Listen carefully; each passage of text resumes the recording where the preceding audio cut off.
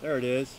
Hey, what's up? This is Dan McDonald, and I'm the Life Regenerator here on YouTube, and I'm chilling at the scenic hot springs with my new friends, and they're going to help me, and I'm going to help them to make a video. We got Danny from Hong Kong running the camera, and this is Forrest and Scott and Brandy.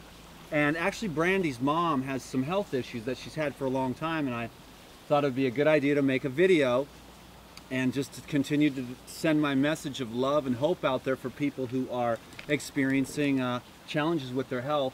So your mom's official diagnosis is actually fibromyalgia, chronic fatigue, arthritis, Yeah. that type of stuff. How long has she had that?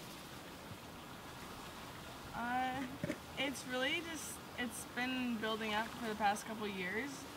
I was younger then, so, I didn't notice it, but I think fibromyalgia, one thing, stress builds that up for a long time. Mm-hmm. And, so she's at a point where can you kill the music, bro?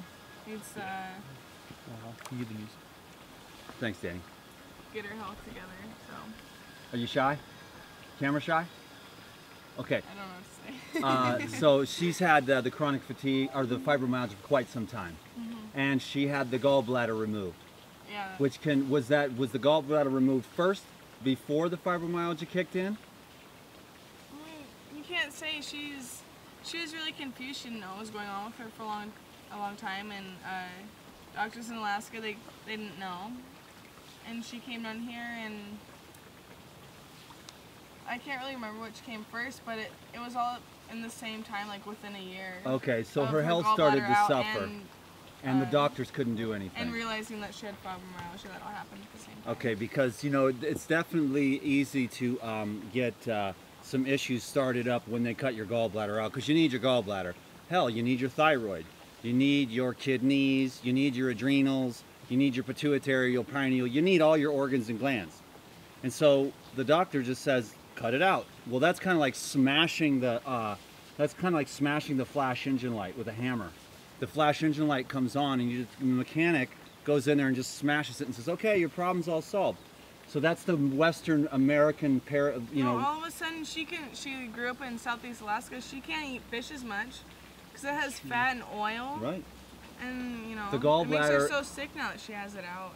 The gallbladder really is what sucks. emulsifies the fat, and the gallbladder releases bile, which is an alkaline substance which helps to break up acid and break up fats into more easily digestible, water-soluble, absorbable minerals and materials. But so when your mom gets the gallbladder taken out, or whenever you get your gallbladder taken out, then guess what happens? You don't digest or absorb the food, and then what happens is that acid waste matter accumulates in the body. That's really the number. That can sum up all diseases right there. The accumulation of morbid waste. In other words, things that are clogging the function of cells that shouldn't be there. And that's why all the different things, whether it's pharmaceutical drugs, the high processed foods, cheeseburgers, french fries, all that stuff that everyone here probably eats and they're mad as hell. But no, we're all kind of health nuts. You're going to college to go to school. You guys are super conscious on the food trip. A couple of conscious people over there for sure. Vegetarians. So we got some good stuff going on here today. I don't never want to offend anyone, but I speak from the highest levels of truth as I see it, and that is always coming back to the fruits and the vegetables. What's your mom's name? Elizabeth. Elizabeth, this video is dedicated to you. I hope she sees it. I'll give you guys a card. So what I'm going to suggest for Elizabeth is to get the juicer out that your son bought you and use it every day, because when you use the juicer, you can actually begin to absorb. I know you're not absorbing right now, and so you're not able to eat much. And so what you want to do is start breaking it down with the juice. Once you get the juices in there, you're getting the sugars that you need for cell function. You're getting the minerals that you need for conductivity. You're getting the antioxidants, and you're getting that structured water, which comes in the fruits and vegetables, which helps to dissolve the accumulations that are in her body, causing her pain and tiredness. So get the juicer out and use that every day. And if you don't have an appetite, Elizabeth, take 2 or 3 or 5 or 7 days and just drink water, or water with lemon and honey.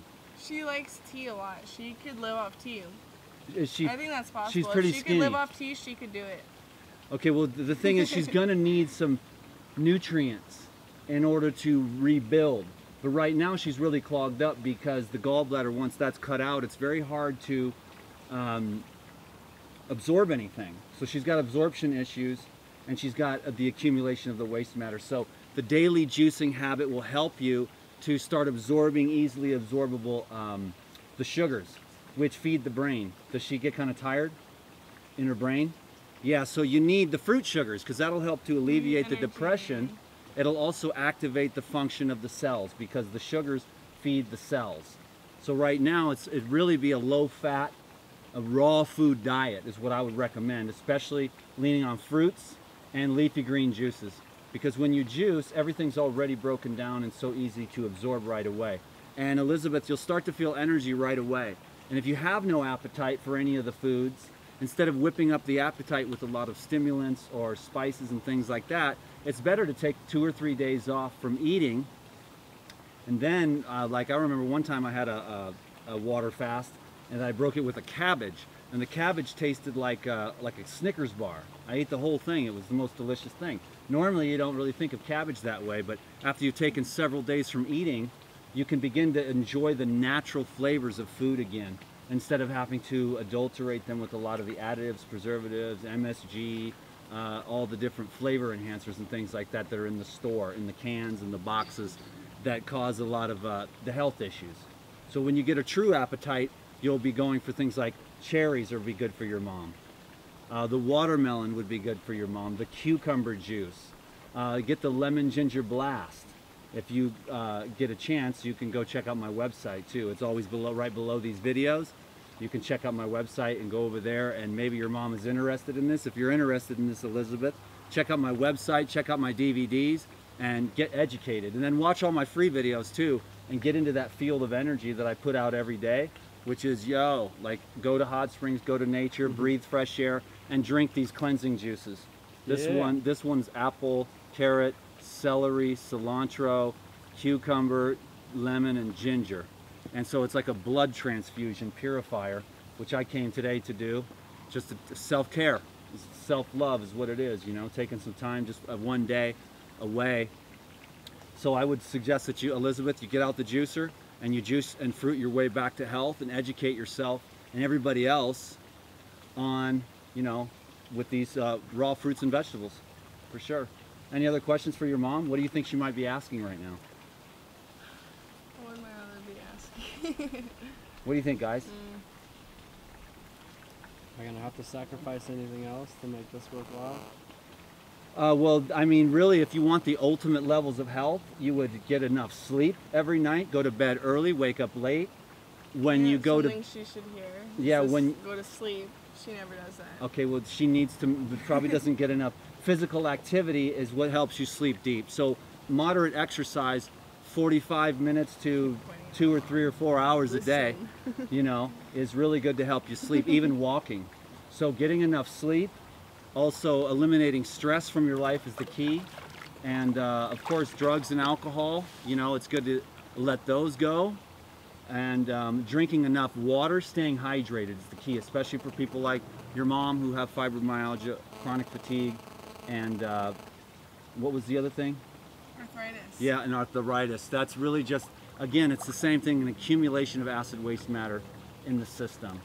So it's really living a healthy lifestyle and just really taking care of yourself and honoring this body that you've been given, because one thing's for sure, a lot of us don't think about it until it's too late. We're in the hospital spending, you know, people will complain so much about investing in their health. Wait until you go spend $3 on a Q-tip at the hospital, or $1 for a cotton swab, and it costs $1,800 a day for you to be in the hospital. And then you can start wondering why you didn't invest in your health more. So we'll leave it at that. Elizabeth, you can contact me. I'll leave you guys my card, and hopefully you get your... What were you saying about living every day like it's your last? Oh yeah, that part. Well, we were talking earlier about, last night I was reading a great book about thinking about how would you treat everyone if you were going to die tomorrow? And when I was reading that, I woke up out of bed like about 1 o'clock in the morning. My ex-wife was still awake. I went up and I said goodnight to her because I kind of just drifted off. And I didn't say goodnight, and I thought, better go say goodnight. So that kind of made me think, and then I was just thinking that all day today too. How are you going to treat people if you were going to die tomorrow? You'd be a lot less petty. You'd be a lot less small about bitching and complaining, because you know how it is with your relationships, your family. You're like, oh, you take everything for granted. Your better half, your wife, your husband, your kids, your friends, your grandma, everybody, you take it all for granted because they're there every day, you know, and you ho-hum your way through it. But then if you realize that if it was your last day, you know, and you never know though, that's the thing about death. It's the very unpredictable caller, and it will arrive when you are, when you least expect it, whether it's you or the other person that you haven't been treating well. So try to be mindful of that one right there. Any other questions, ladies, gentlemen? Anybody else? No, I can't think of anything. Are we good? Yeah. Okay, thank you for sharing this video and taking care of yourself. I just wanted to say hello here from the YouTube village. Peace. Peace. Hit the red button, D.